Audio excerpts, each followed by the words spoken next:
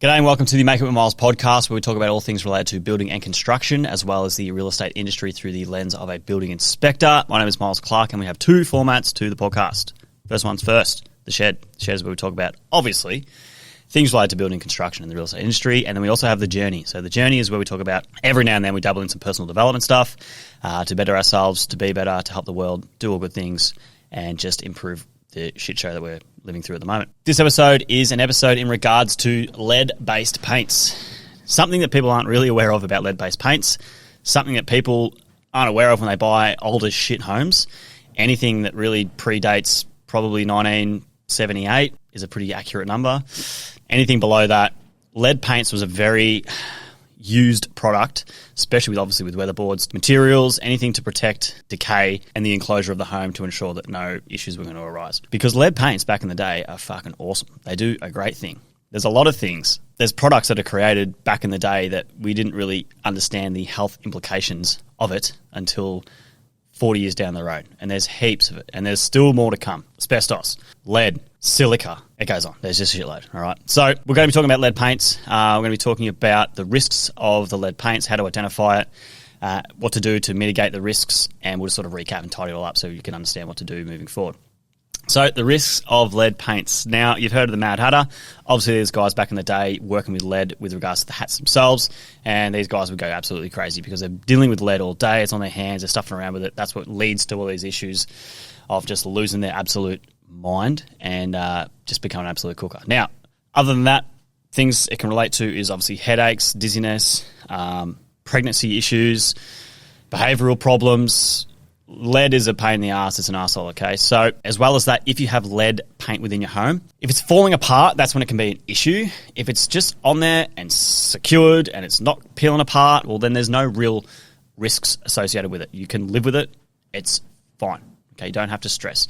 This is for people that usually want to either repaint their house or renovate things or do something with their old property, which, you know, maintenance and upkeep and all those types of things, something to consider. First things first, how to identify lead paint. Well, the easiest way to identify lead paint is to get a painter out to your house just to assess the house itself. Now, these people work with this shit all the time. The older the painter, the more stories he's going to have and the more knowledge he's going to have, and he's just going to look at it. He might scrape a bit off and just say, lead paint. As well as that, you can also do lead paint tests. So you can scrape off bits and pieces around the property itself, and you can just do at-home test kits. Very simple. It will identify if it's lead or not, and then you can action accordingly from there. Things to consider about managing lead paints. So there's multiple things you can do. You can cover it, you can replace it, or you can remove it. Covering it is an obvious one, all right? You just get some plasterboard and you sheet over it and it's job done. Or if, and I would get advice from a painter in these situations, if the lead paint isn't sort of peeling off skirts and arcs and all those types of things, there's nothing wrong with painting over the lead paint. It's not best practice, but is something that can be done. Speak to a painter about that to see if it's going to work or not for your specific situation, okay? As well as that, you can replace it. What I mean by replace it is, let's say you've got some trims. Instead of just trying to remove it, it might be in your best interest to just pull the skirting off, pull the architraves off, and actually replacing it yourself. Now, in those situations, you still need to consider the safety implications of the lead paint. So you're still working with it, yeah? It's going to be on your hands, those types of things. So I recommend wearing a mask associated with regards to lead paints so you're not sucking it all in. Wearing gloves because obviously handling of the lead paint and eating food afterwards is what can contribute to these issues, and that's how you can get sick from it, more or less. So when you're removing it, remove it, vacuum, clean up, wear gloves, wear a mask. You can wear full overalls if you want. Make sure you clean yourself, obviously, afterwards. Treat the product as if it's going to kill you on the spot. It's not going to kill you with one little bit of lead over time. You've probably touched lead a million times, but it's just going to mitigate that risk, which is obviously very important, especially when you're working on your own things or doing big, large scopes. Removing it is a very common one that comes across often. There's multiple ways of doing this. First things first is you need to understand the safety steps needed to mitigate any of the risks. As I spoke about before, glasses, mask, I would wear just those disposable overalls, gloves, all right, and just ensuring that you're not transferring the lead from your hands to your mouth, eating it, all those types of things. The ways in which to remove it, there's sort of multiple ways. You can use a heat gun, so it heats up the lead paint itself and it makes it easier to scrape off with a nice sharp scraper. You can also chemically treat it and scrape it. You can also take it off site and get it dipped, so there's no risk at all. You can get it dipped and it can just melt off and then you can start fresh from there.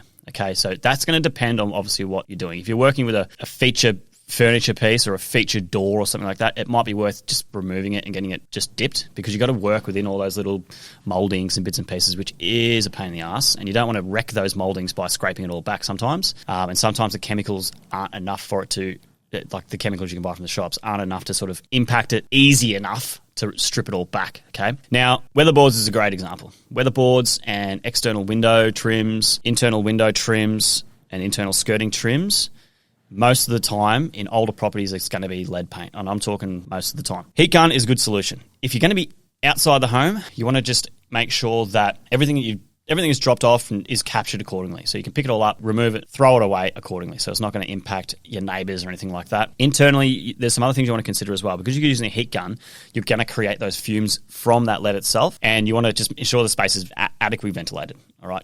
Make sure your windows are open. You can also just get like a ventilation fan, throw a little duct into the room. It exhausts outside the window, not straight into your neighbour's window, obviously, but it just mitigates that risk moving forward. The heat gun solution is a really good one. It does work really, really well. Sometimes if it's a bit too hard, the chemical treatments are fucking unreal. All right. It's a product, lead remover. You spray it onto the actual surface itself. It etches into the lead, breaks it down, and then you scrape it off. Okay, that is a great solution. Obviously, you're working with chemicals in this situation. Either way, you're still going to be kitted up with your safety equipment to make sure you're doing all the things right. Just be mindful that the cleanup is critical. Protecting yourself, safety in general in these situations is critical. All right? It's like working with asbestos. Like, you're allowed to do it to a degree, but you need to make sure you take the appropriate steps. You'll get the chemical cleaner, read the precautionary actions, read how to do it safely. All those things are very critical when you start working with these types of things, because if you don't understand the risks and you put yourself in harm's way, well, you're just going to be causing yourself dramas, and all you got to do is just put some fucking safety equipment on, and you're going to mitigate that by a big percentage, and you'll be sweet moving forward. To recap, lead paints, they're not good for you, obviously. Age of the home is the first thing you need to understand. Identifying then the lead paints. Painter, first out, to me is always the best solution. Just get professionals' advice. They actually genuinely want to help in certain circumstances, and might be even easier to engage these people to do the work for you. As well as that, you got the tests, so you can scrape it all back and do your own at-home tests. They're like $20 on Amazon, and you can just do that. That's pretty easy. And then just determine what the best course of action is for you personally in regards to how you're going to remove those paints. Are you going to get the painter's advice to come out to see if it's okay to paint over? Are you going to replace the materials themselves, like literally pull things off and reinstate it? Are you going to do some off-site dipping or just on-site removal? Obviously, the chemical component or the heat gun component, making sure you're wearing all your safety bits and bobs. These are the things to consider when you're going through the process of having these old homes, dealing with lead paints, trying to do your renovations, trying to keep your home looking schmicko. Just be mindful of it, action accordingly, and you'll be sweet moving forward. So we hope this episode provided some value for you. If you know anyone going through this process at the moment, share it onto them, okay, just so they're aware of the risk and they can action accordingly. Make sure you're doing all the right things. Give us a review, give us a like, all those things. If you have any questions, please put it in the comments below, because we can come back to them, do another episode associated with it, with your specific problem. Outside of that, we will see you on the next one, and who bloody rude.